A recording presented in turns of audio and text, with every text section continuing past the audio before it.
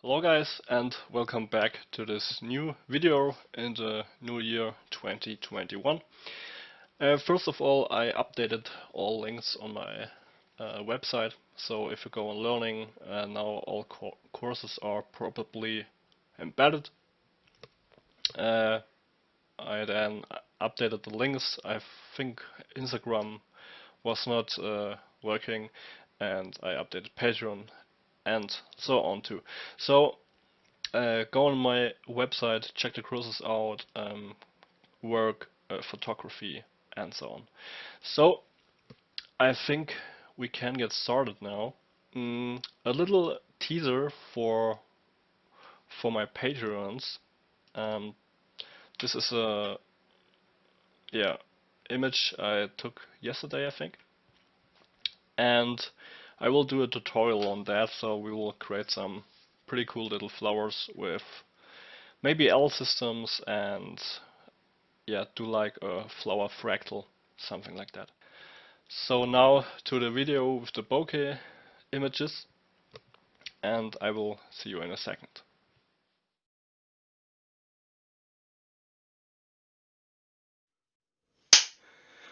Hello there, and welcome to a new tutorial. In that tutorial I want to teach you about the fusion between photography and 3D design. And the goal of this tutorial is to create our own bokeh image. And I hope you will learn a lot, and I think we can get started. So in front of me is a simple, small video light.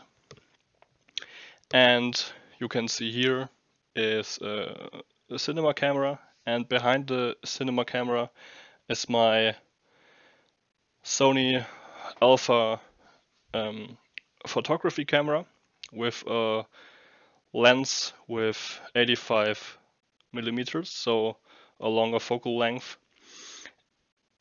And what I want to do now, I will turn the light on and I will show you the principle on the cinema camera, and I will show you the same thing on the photography camera. Okay, I will turn the light on. You can also use a simple flashlight. And what I want to do now, I want to pull the focus to the closest focus distance back. So I will do that now. And now you can already see we will get our bokeh image. What I can do now, I can adjust the shutter a little bit so it will not overexpose the image. And you can already see we've got a pretty cool bokeh image here. What we can do now, we can use, of course, this clip from the cine camera and load it in, but I want to do it with a photography camera or with a still camera. And I will move the cine camera now back, and I will show you the process on the Sony camera. So what you can see now is it's a size 85 millimeter Batis lens, and I've got here now the focus on 2.3 meters, and I will pull it back. So now we are in the live view here, and what I want to do, I want to pull the focus all the way back. So let's pull it back and further back, and you can see the circle of the single bokeh shape will get bigger. When you go now with the camera further away, it will get bigger too. With a longer focal length, it will get bigger. With a wider focal length, it will get smaller. So this is now our image. We can now get here a single shoot, but before that I will stop my shutter down to something like that. And let's go down with the ISO to 50. And I will do a single shot. And the cool thing is now we can transfer that single image into Photoshop or in any other kind of image software, and we can extract our bokeh image. Another cool thing is, let me remove the lens here.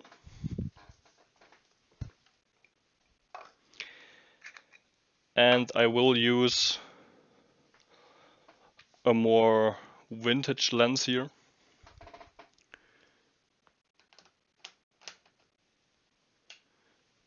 And with the vintage lens, I will also get all the way back. And with this vintage lens, you get much more imperfection in your bokeh circle. So I used the size 85mm, I used a few vintage lenses, a telephotography lens with 400mm, 90mm macro, so you can try out your range of lenses. And let's do another shot here. Nice. So we've got 2 shots currently of the bokeh image. And now we will hop over to our program and I will show you how you can really simply extract the bokeh image and then use it in Redshift.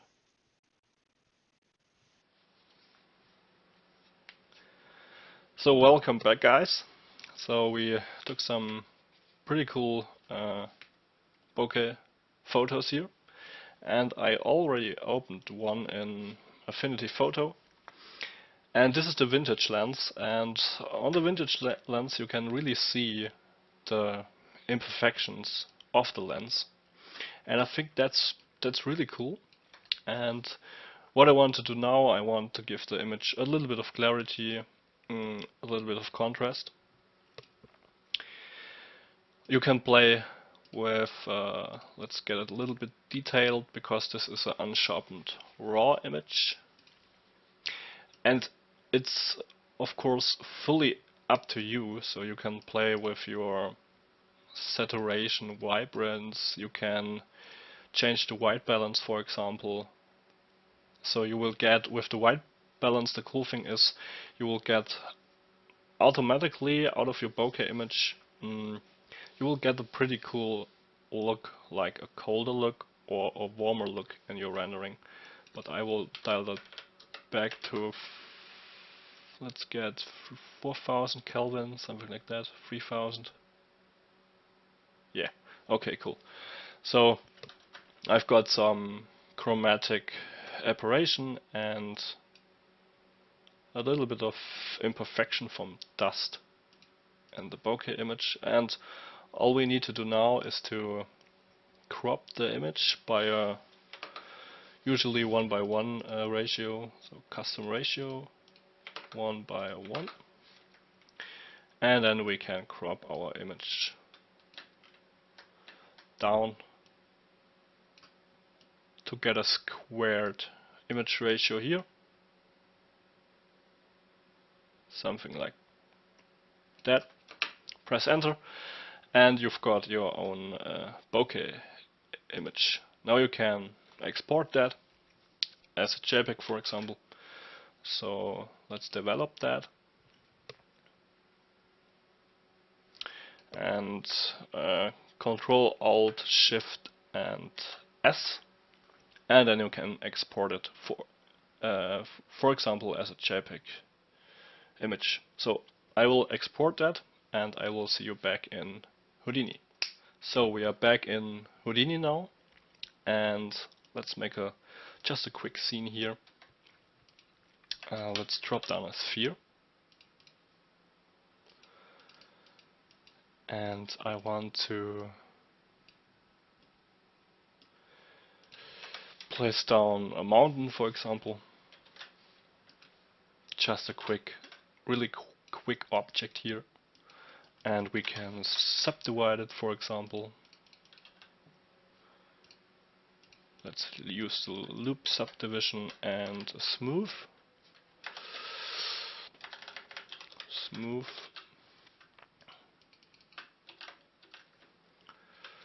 Cool. Now we can smooth the geometry out a little bit. And now you can create your own scene and so on. So I will just do a quick object here. Let's call this geosphere. And we will place down a material network. Let's call this RS mat. And a ROP network for our redshift setup, RS out. Dive inside, get a redshift custom here. I will just toggle, let's go to GI and automatic sampling and optics RT, so ray traced acceleration for RTX cards. And what I want to do now, we need a camera. And we need a RS light dome. Let's get a simple dome here. ACES converted.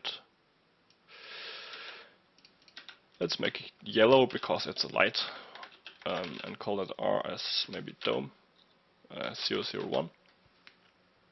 Okay, cool. Let's dive into the camera.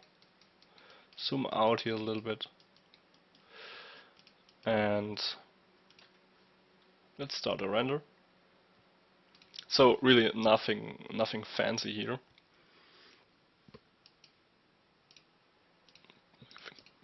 That's set Rec79. Okay, cool. Now I will disable the background here, and we can get our digital camera, our camera in our 3D world, to a camera that got a little bit more a wider aperture, so we get less a less focus interval and more depth of field. So copy the focus distance, paste it into the focus distance here, paste relative reference, and now we can get a focus, and you can already see we've got a pretty good amount of COC radius. And now we can use our newly created bokeh image. So that's the one here. And now you can already see the color shift a little bit. So I think that's a pretty cool thing. If you, for example, choose another bokeh image that's got a bluish tint, you will get this bluish tint 2 in your look. Of course you can use white color sum 2 or none image normalization, but that's of course fully up to you. So I will use my newly created bokeh image here, and you can already see a little bit the effect here. That bokeh image is from a pretty old vintage lens, so it got pretty high chromatic aberration, and you can already see now the chromatic aberration in our render view. Let's make this a little bit, the resolution a little higher. Let's make a quick material.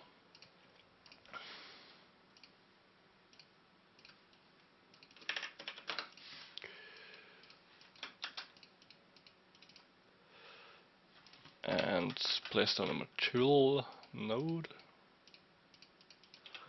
Let's connect the material, so go to our RS mat and select that.